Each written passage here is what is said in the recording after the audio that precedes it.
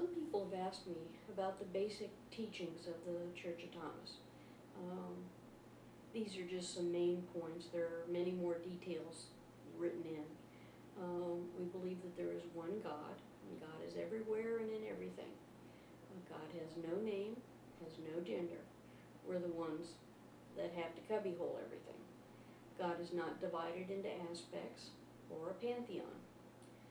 God made a promise to bring an example of an ideal for people through the children of Abraham. Jesus was that example. We believe that he was the Messiah. We believe that he was conceived without sex. We believe that Jesus was a man, and he lived with hunger, pain, joy, love, and betrayal. We believe he died after torture on the cross, and in doing this, he represented the last blood sacrifice that God would honor.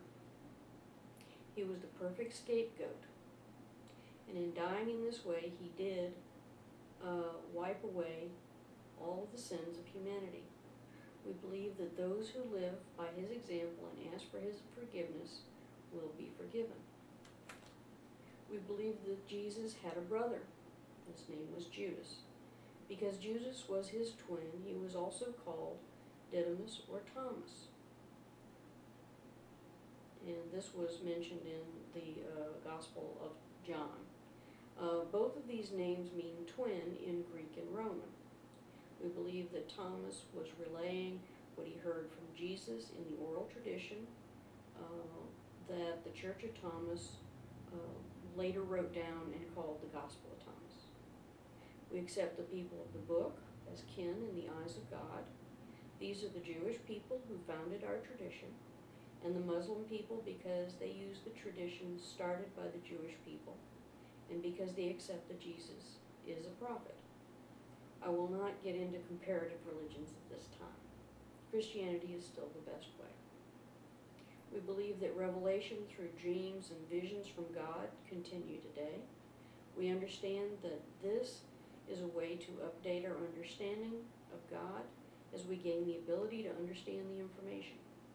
We do not believe any written word, including anything we write, to be infallible and unchanging. We do study the Bible and other revelations from God, testing them with the rules set out by Jesus to discern truth. We believe that they are written by men and women who were inspired, but being human, are infallible.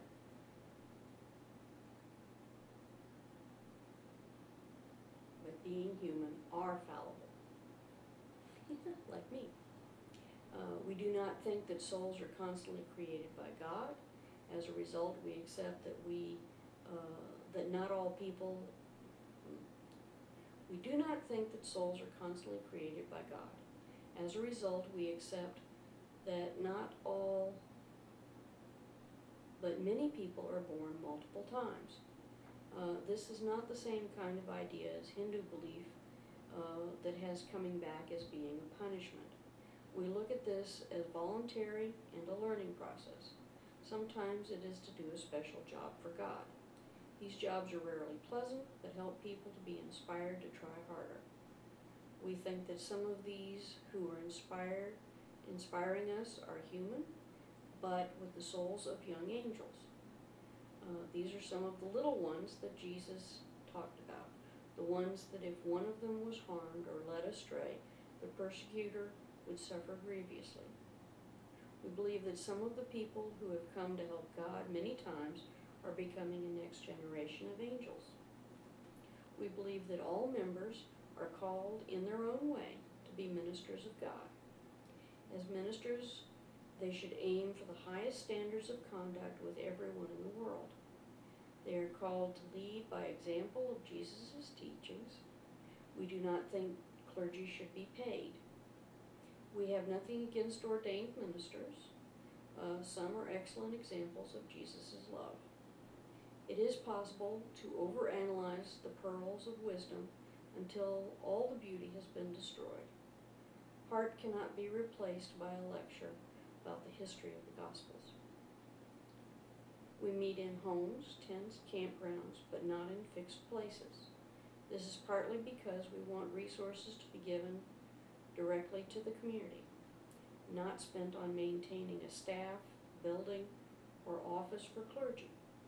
Some churches accumulate vast amounts of money only to spend most of it on upkeep of an infrastructure. It can be a great temptation for misappropriation of funds.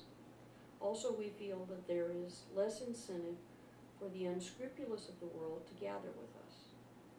It greatly raises the quality of our members.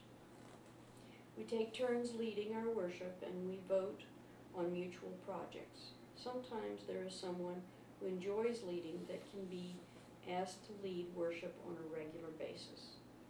We love to sing, share stories, give support to the extended family of the congregation. The congregations are generally small.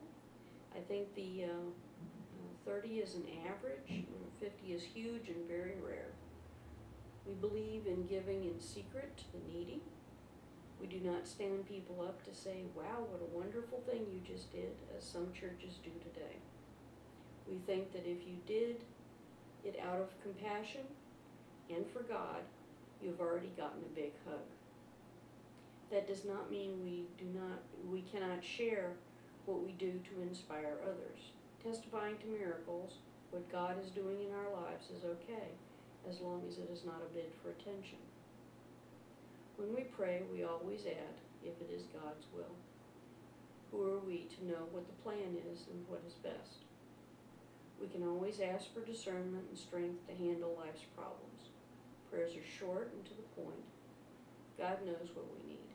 A long-winded prayer is either out of fear that God won't hear you or for show. Short blessings at worship are great. However, Jesus encouraged prayer at home and in private. It certainly removes the incentive to pray loud and long at church to show how devoted to God you are. Judging truth is sometimes a hard thing to do. No minister in the Church of Thomas would say, "Just believe me."